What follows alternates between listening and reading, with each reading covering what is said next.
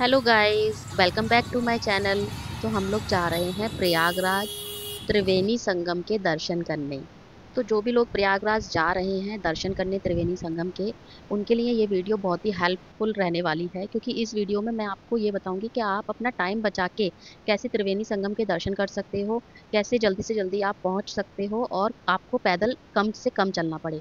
तो वीडियो को बिल्कुल भी स्किप मत करिएगा, पूरा वीडियो देखिएगा, तभी आपको समझ में आएगा कि आपको किस जगह पर पहले जाना है और कैसे आपको दर्शन करने हैं।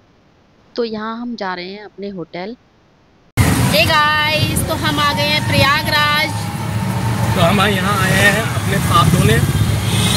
हमने बहुत पाप किए, हम अपने पाप धोने आए हैं गंगा जी नहाने आए हैं। तो इसके पीछे का जो लॉजिक है वो ये कहता है कि जब आपके मन में ये बात शुरू हो जाए कि पाप कैसे कटेंगे, तो आप ऐसी चीज़ें ढूंढते हो, ऐसे तरीके ढूंढते हो, और उसमें से एक तरीका है गंगा स्नान, जिसको आप शरीर से तो करते ही हो, मन से भी करते हो। तो जब आप मन से कर लेते हो तो उसके बाद आप पुण्य काम करने शुरू करो। समझे? तो होटल में फ्रेश होके थोड़ी देर आराम करके हम आ गए कुंभ मेला देखने। हमने यहाँ पर देखा कि हमें भीड़ थोड़ी सी कम लगी, तो हम दोनों ने प्लान किया कि आज ही हम त्रिवेणी संगम का स्नान करके बाकी का कल घूमते हैं। हे गाइस, तो हम आ चुके हैं कुंभ मेला। और ये कुंभ है, और कुंभ दो तरीके से स्नान किया जाता है, एक शरीर का और एक मन का। तो संगम घाट पहुँचते पहुँचते हमें शाम हो गई, क्योंकि यहाँ पे कोई भी ऑटो रिक्शा वगैरह नहीं चल रहा था, तो हम लोग पैदल ही जा रहे थे। पैदल जाते जाते हमें हो गई शाम। तो शाम को हम संगम घाट पहुँचे। वहाँ पे हमने जो देखा कि लोग वहीं नहा रहे हैं, वहाँ पे कोई चेंजिंग रूम वगैरह नहीं है। और जब हमने संगम का पानी देखा तो बहुत गंदा कर रखा था, क्योंकि लोग पूजा कर रहे थे, वहीं पे फूल अगरबत्ती पानी में ही डाल रहे थे। फिर हमने लोगों से पता किया कि बोट कहाँ से मिलती है, क्योंकि बोट में बैठ के ही हमें संगम के दर्शन करने थे। तो लोगों ने बताया कि वीआईपी घाट पे जाके आपको बोट मिलेगी, वहाँ जाके आपको बोट में बैठना है और बोट वाला ही आपको संगम में स्नान करवाएगा और वापस लेके आएगा। तो हमने वैसा ही किया। जैसे ही हम वीआईपी घाट पे पहुंचे तो हमें पता लगा कि बोट केवल 5 बजे तक ही बुक करी जा सकती है, तो उस दिन हम स्नान नहीं कर पाए। अच्छी है।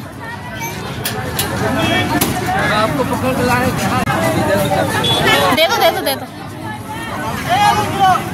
चलो जाओ। तो फिर हमने पूरा मेला अच्छे से पैदल पैदल घूमा और हमें बहुत सारी चीज़ें देखने के लिए मिली। हमने ऊँट की भी सवारी की और बहुत मज़ा आया हमें मेला घूमने में। अगर आपको कुंभ से रिलेटेड कोई भी जानकारी चाहिए तो कुंभ सहायक व्हाट्सएप नंबर मैं स्क्रीन पर शेयर कर रही हूँ। आप उस पर कॉल करके ना, या उसको उस पर व्हाट्सएप करके आप कोई भी जानकारी ले सकते हैं। पैदल चलने में बहुत समय ख़राब होता है गाइस, तो आप ओला बाइक, ओला स्कूटी का इस्तेमाल करें। उसी से अपनी डेस्टिनेशन तक जाएँ। किसी भी सेक्टर में किसी भी आपको घाट पे जाना है तो आप ओला बाइक से ही जाएँ, वो सबसे बेस्ट है। आप ट्रेन से आ रहे हैं या फ्लाइट से आ रहे हैं, तो सबसे पहले वहाँ से आप अपने होटल पहुँच जाएँ और फिर वहाँ से अपने परिवार के हर सदस्य के लिए बड़े हनुमान मंदिर जाने के लिए बाइक बुक कर लें ओला से। अगर पॉसिबल है तो हर सदस्य अपना-अपना सामान अपने बैग में रखे और वो बैग कंधे पे टांग के वो बाइक पे आराम से बैठ सकता है। यहाँ हम मेला घूम के अपने होटल वापस चल दिए। अगले दिन सुबह 6 बजे हम लोग निकल दिए गंगा स्नान करने। हमने होटल से ऑटो किया। ऑटो 4 किलोमीटर पहले ही छोड़ देता है। वहाँ से हमें अंदर तक जाने के लिए पैदल ही जाना पड़ेगा। हम लोगों को ओला बाइक के बारे में जानकारी नहीं थी, इसलिए हमें पैदल ज़्यादा से ज़्यादा चलना पड़ा। हमारी तरह ऐसे बहुत से लोग हैं जो पैदल जा रहे थे, उन लोगों को भी ओला बाइक के बारे में पता नहीं था। तो गाइस, हम सुबह सुबह आ गए हैं गंगा जी का स्नान करने और हम जा रहे हैं गंगा जी का स्नान करने। और जैसे ही हम बड़े हनुमान जी के मंदिर के पास पहुंचे वीआईपी घाट जाने के लिए, तो हमने देखा आज तो और भी ज़्यादा भीड़ है मेला में। जैसे तैसे पैदल चल के हम वीआईपी घाट पहुंचे। वीआईपी घाट पहुंच के हमने नाव ली और त्रिवेणी संगम की तरफ चल दिए। त्रिवेणी संगम नहाने से पहले हमने राम भगवान के दर्शन करे। वहाँ पे एक छोटा सा मंदिर है, वहाँ पे हमने दर्शन किए। हाँ, तो गाइस, हम लोग महाकुंभ का एक्सपीरियंस लेने आए हैं 3D में। गंगा जी का स्नान करने से पहले ही हमने डिजिटल महाकुंभ देख लिया था और काफ़ी सारी चीज़ें थी जो हमने पहले ही देख ली थी। बाद में हमने गंगा स्नान किया था। तो यहाँ पे आप डिजिटल महाकुंभ को एंजॉय करिए।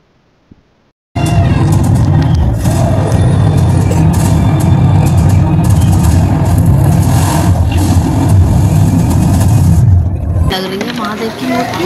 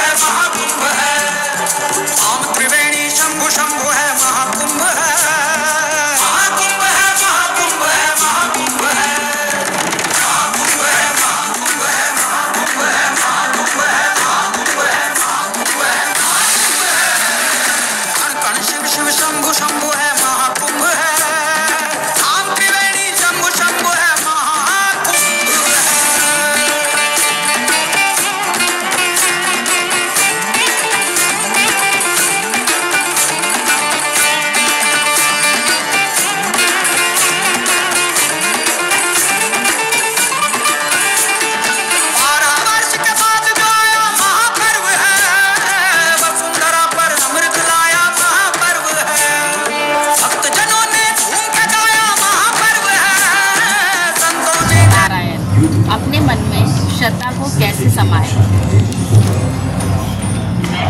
नारायण नारायण। श्रद्धा को अपने मन में सजाने के लिए कुछ उपाय हैं जो आपके भावनात्मक और आध्यात्मिक विकास में सहायक हो सकते हैं। भक्ति मार्ग अपनाएं। नियमित रूप से भजन, कीर्तन या प्रार्थना करें। ये आपके मन को शांति और श्रद्धा से भरे। धार्मिक ग्रंथों का अध्ययन, भगवद गीता, रामायण, भागवत कथा जैसे ग्रंथों का अध्ययन करें। उपायों से आप अपने मन में श्रद्धा को सुंदरता से सजा सकते हैं। हम आयुष्मान को अपने मन में कैसे समाएं। नारायण नारायण। आयुष्मान को अपने मन में समाहित करने के लिए कुछ सरल उपाय हैं जो आपको दीर्घायु और स्वास्थ्य के प्रतीक आयुष्मान के गुणों को अपनाने में सहायक होंगे। 1. सकारात्मक सोच। अपने विचारों में सकारात्मकता लाएं। जब मन सकारात्मक होगा तब आयुष्मान के गुण भी आपके जीवन में प्रवेश करेंगे। 2. नियमित योग और व्यायाम। शारीरिक स्वास्थ्य को बनाए रखने के लिए योग और व्यायाम का नियमित अभ्यास करें। उपायों से आप अपने मन में आयुष्मान के गुणों को समाहित कर सकते हैं। तो यहाँ हम आ चुके हैं वीआईपी घाट, जो कि वीआईपी घाट के जस्ट बराबर में ही आपको जनरल घाट मिलेगा। वहां से आपको नाव लेनी है। वीआईपी घाट तो मैंने एक आपको रास्ता बताया है कि वीआईपी घाट आप पहुंच जाइए, उसके जस्ट बराबर में जनरल घाट है, वहां से आपको नाव लेनी है और 500 पर हेड आपको नाव के पैसे देने होंगे। तो ये गाइस हम लोग आ चुके हैं गंगा स्नान करने।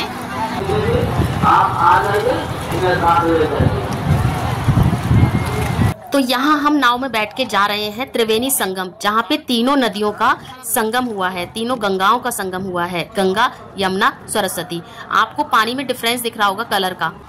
तो यहाँ पर हम त्रिवेणी संगम घाट पहुँच गए हैं। यहाँ पे आप देखिए बहुत सारी नाव लगी हुई हैं जो एक एक करके आगे जाती हैं और आपको नाव वाला हाथ पकड़ के घाट पे छोड़ता है। फिर वहाँ पे आपका वेट करेगा। आप स्नान करिए, गंगा स्नान करिए। चेंजिंग रूम बने हुए हैं वहाँ पे, जो भी महिलाएं जा रही हैं वो वहाँ पे चेंज कर सकती हैं कपड़े और गंगा स्नान करके वो नाव में वापस घाट पे आ जाती हैं। तो यहाँ हमने बहुत अच्छे से स्नान किया। अब हम लोग जा रहे हैं वापस स्नान करके। तो आप देखिए गंगा जी का पानी का डिफरेंस देखिए, एक तरफ कुछ येलो पानी आ रहा है और एक तरफ थोड़ा ब्लू पानी दिखेगा। तो ये है गंगा यमुना। तो यहाँ से आप वापस जाते समय अक्षयवट मंदिर जाएं, वहाँ पे सरस्वती कूप है, वहाँ के दर्शन करना बिल्कुल भी ना भूलें। ऐसा कहते हैं कि गंगा यमुना में स्नान करने के बाद आपको अक्षयवट के दर्शन करना बहुत ज़रूरी है। सरस्वती कूप को देखना बहुत ज़रूरी है। सरस्वती कूप क्या है ये वीडियो मैं एक अलग से बना के डालूंगी, वो आप देखिएगा, तभी आपको समझ में आएगा और तभी आपके पूरे दर्शन होंगे। तो यहाँ हम गंगा स्नान के बाद चल दिए हैं अक्षयवट के दर्शन करने। अक्षयवट के दर्शन करने के बाद आता है सरस्वती कूप, वो भी आप देखिएगा। यहाँ पे कम से कम 2 घंटे लगेंगे आपको पूरा अक्षयवट, सरस्वती कूप और पाताल लोक देखने के लिए। हाँ, आप अक्षयवट के दर्शन करेंगे। अक्षयवट क्या है वो भी आपको दूसरी वीडियो में पता लगेगा। और फिर सरस्वती कूप के दर्शन करेंगे, वो भी आपको दूसरी वीडियो में पता लगेगा। और पाताल लोक क्या है वो भी आपको दूसरी वीडियो में ही पता लगेगा। तो ये इन तीनों चीज़ों का जो रहस्य है वो आपको मेरी दूसरी वीडियो देखनी पड़ेगी, उसमें आपको पता लगेगा। लेकिन इस तीनों चीज़ों के दर्शन मैं आपको इस वीडियो में ही कराऊंगी, वो आप देखिएगा।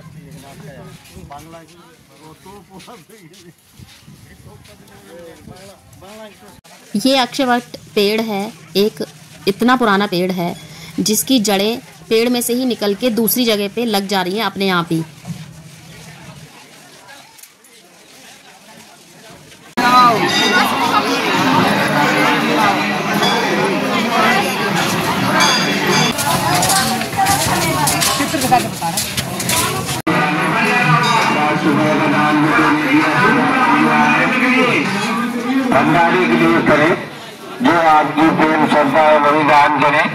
अक्षयवट पातालपुरी के दर्शन करने के लिए हमें पाताल लोक जाना होगा, जो कि हम जा रहे हैं। देखिए,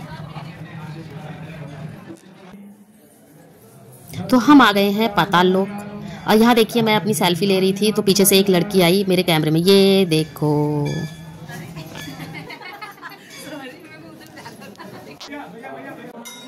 देखिए पातालपुरी इसे क्यों कहते हैं? पातालपुरी इसलिए कहते हैं, अक्षयवट पातालपुरी नाम है इसका पूरा, क्योंकि इसकी जो जड़ें हैं वो पाताल लोक से निकल के आ रही हैं। मतलब ये पेड़ इतने हजारों वर्ष पुराना है, इतनी सदियां बीत गई हैं, हर सदी खत्म हो गई है, लेकिन ये पेड़ कभी भी खत्म नहीं हुआ। बहुत से लोगों ने इस पेड़ को काटा है, फिर भी ये दोबारा से बढ़ जाता है ये पेड़।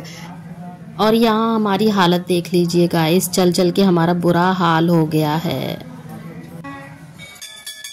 यहाँ हम नीचे से मंदिर में से निकल के हम लोग ऊपर की तरफ आए हैं। तो नीचे जो हमने जिस पेड़ की जड़ें देखी थी, जहाँ दर्शन किए थे, पातालपुरी अक्षयवट, ये वही पेड़ है। ये वही ऊपर की तरफ जितने भी पेड़ आपको दिख रहे हैं ना, वो सब एक ही पेड़ है। नीचे जाके एक ही जड़ है उसकी, लेकिन ऊपर जाके वो पेड़ अलग अलग भागों में बट गए हैं। कहते हैं ये पेड़ सदियों से ऐसे ही बढ़ता चला जा रहा है, और ये भी कहते हैं कि इस पेड़ की जड़ सबसे पहले भोले शंकर ने लगाई थी। अक्षयवट पातालपुरी के दर्शन करने के बाद हम आ गए हैं सरस्वती कूप। सरस्वती कूप क्या है ये आप देखिए, मैं आपको दिखा रही हूँ। ये एक कुंड है जिसमें कि यहाँ पे पानी बह रहा है। ये पानी कहाँ से आ रहा है, ये पानी कहाँ जा रहा है, किसी को पता नहीं है। तो हमने एक पंडित जी से पूछा कि भाई इसका क्या रहस्य है, तो उन्होंने हमें पूरी कहानी बताई इसके बारे में, जो कि अलग से एक वीडियो है, वो मैं डालूंगी, वो आप देखिएगा ज़रूर प्लीज़। और जो भी यहाँ पर संगम स्नान करने जा रहे हैं, तो अक्षयवट, पातालपुरी और सरस्वती कूप जाना ना भूलें। बिना इनके दर्शन करे आपके संगम त्रिवेणी स्नान पूरे नहीं होंगे। तो यहाँ हम बड़े हनुमान जी के दर्शन करने के बाद और अक्षयवट पातालपुरी के दर्शन करने के बाद हमने ओला चेक करी, क्योंकि हमारे पैर बहुत ज़्यादा थक गए थे। हमने सोचा एक बार ओला ऐप चेक करते हैं, शायद कुछ मिल जाए। तो भगवान की इतनी अच्छी कृपा थी कि हमें एक बाइक वाला मिल गया। उसने हमें अरेल घाट पहुँचाया। अरेल घाट में है मेटल के 12 ज्योतिर्लिंग बने हुए हैं, जो कि इस वीडियो में आपको देखने के लिए मिलेगा। तो वहाँ पर हम बाइक के थ्रू गए। अगर हमें बाइक नहीं मिलती तो हमें पैदल जाना पड़ता, जो कि आप पीछे एक क्लिप निकल के गई है, पुल बना हुआ है, उसके ऊपर बहुत सारे लोग पैदल जा रहे हैं। एनीवे, आप 12 ज्योतिर्लिंग के दर्शन करिए।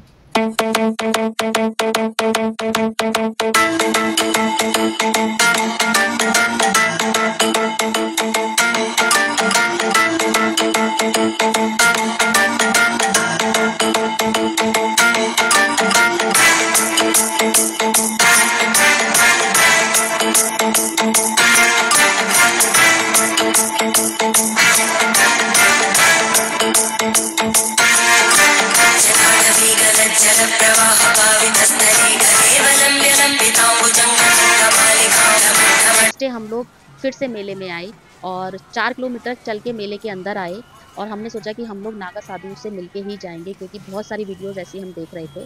तो हमें पता लगा कि वो सेक्टर 19 में उनका अखाड़ा है, और वहाँ जाने का हमारे पास बिल्कुल भी टाइम नहीं था, क्योंकि सेम डे शाम को हमारी ट्रेन थी वापस घर जाने की। तो हम सीधे स्टेशन आ गए। स्टेशन पे आके हमने ट्रेन से बने हुए एक रेस्टोरेंट में खाना खाया। खाना खाने के बाद हम लोग ट्रेन में बैठ के रवाना हो गए गाजियाबाद के लिए। तो अगर आपको ये वीडियो अच्छी लगी हो तो प्लीज़ इस वीडियो को ज़्यादा से ज़्यादा शेयर कर देना, ताकि लोगों को पता लगे कि हमें कुंभ मेला कैसे जाना है, और कैसे वहाँ पे हमें घाट तक पहुँचना है, और कहाँ पे स्नान करना है। क्योंकि आधे से ज़्यादा लोगों को पता ही नहीं है कि हमें स्नान कहाँ करना है, क्योंकि हमें स्नान केवल संगम में ही करना है। बहुत से लोग ना गंगा स्नान करके वापस घर आ जा रहे हैं, लेकिन जो संगम का स्नान है वो नाव से ही जाना पड़ेगा आपको। वहाँ पे तीनों गंगाओं का मेल हो रहा है, उसी को संगम कहते हैं, वहीं पे आपको नहाना है।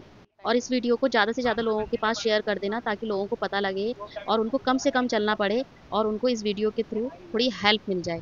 Thank you for watching. Bye bye.